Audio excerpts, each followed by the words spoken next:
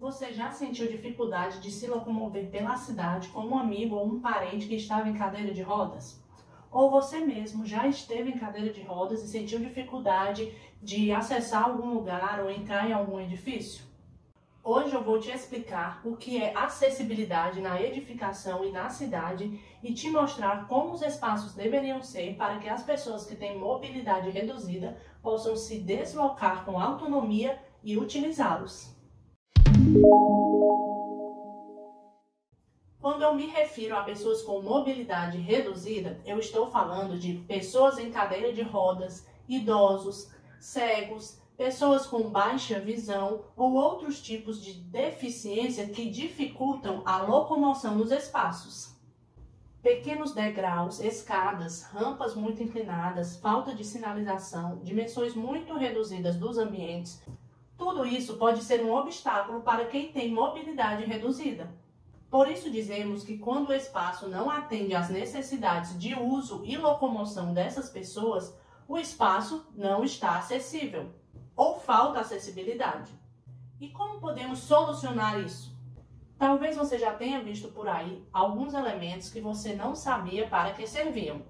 A norma técnica brasileira 9050 traz muitas orientações de como se deve adaptar os espaços. Tudo que eu vou falar aqui está lá na norma, é só buscar na internet.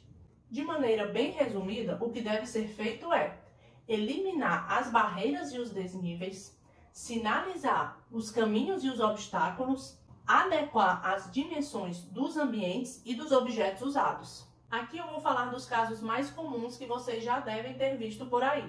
O primeiro deles é sobre as escadas. As escadas, ou mesmo degraus isolados, são grandes barreiras para pessoas com mobilidade reduzida. Então, nesses desníveis, deve haver uma rampa ou um elevador. A rampa deve ter inclinação máxima de 8,33%. Deve ter corrimãos com as alturas e dimensões exatas especificadas na norma e deve ter sinalização com piso tátil indicando o começo e o final do desnível. Essa inclinação máxima permite que pessoas em cadeira de rodas ou idosos com dificuldade de locomoção, por exemplo, consigam subir e descer sozinhas sem precisar de ajuda. Se a inclinação for maior do que isso, ou seja, maior do que 8,33%, essas pessoas terão dificuldade. Se não houver espaço para colocar uma rampa, deve ser colocado um elevador, uma plataforma elevatória ou mesmo uma plataforma elevatória inclinada, dessas que sobem na lateral da escada, como essa. As escadas devem também ter sempre corrimãos de acordo com a norma, sinalização desses corrimãos, sinalização dos degraus e piso tátil. Esse piso tátil que eu falei que deve ter indicando o início e o final do desnível, com certeza você já viu por aí. É esse aqui, ó. Ele está até nas calçadas e espaços públicos abertos. Esse piso serve de orientação para os deficientes visuais, os cegos que, colocando a bengala sobre o piso, conseguem identificar em que direção devem seguir.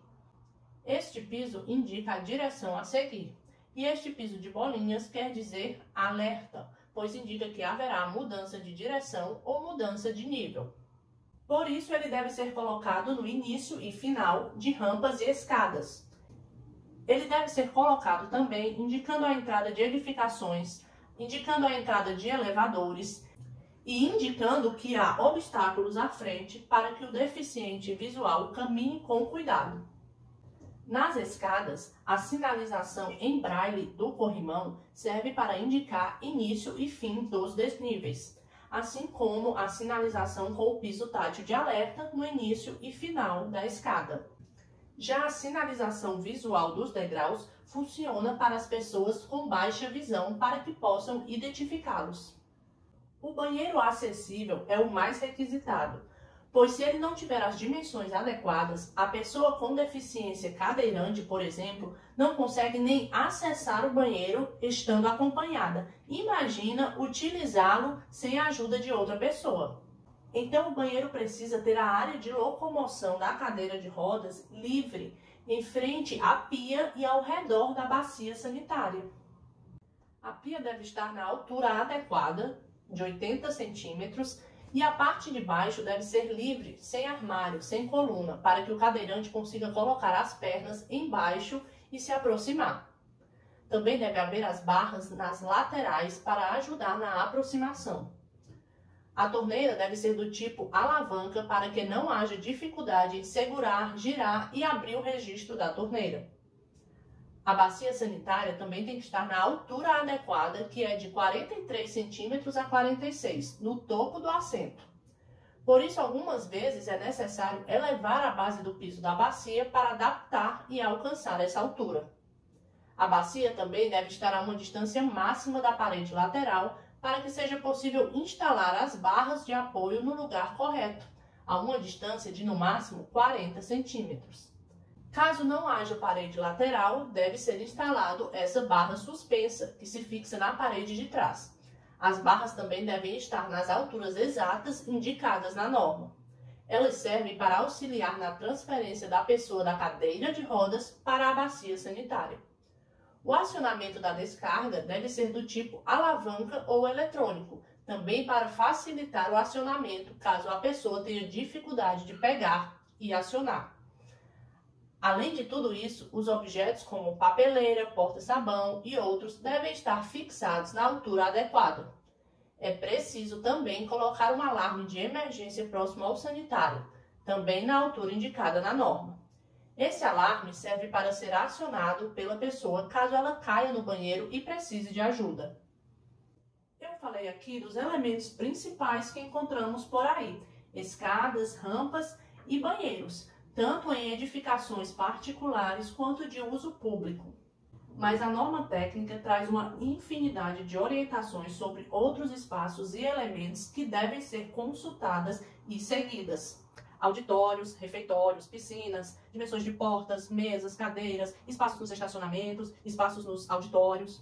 Se você precisa de alguma orientação específica, consulta a norma, está na internet, ou então deixa aqui sua pergunta nos comentários. Espero que tenha gostado das informações. Não esquece de curtir, compartilhar e se inscrever no canal. Tchau!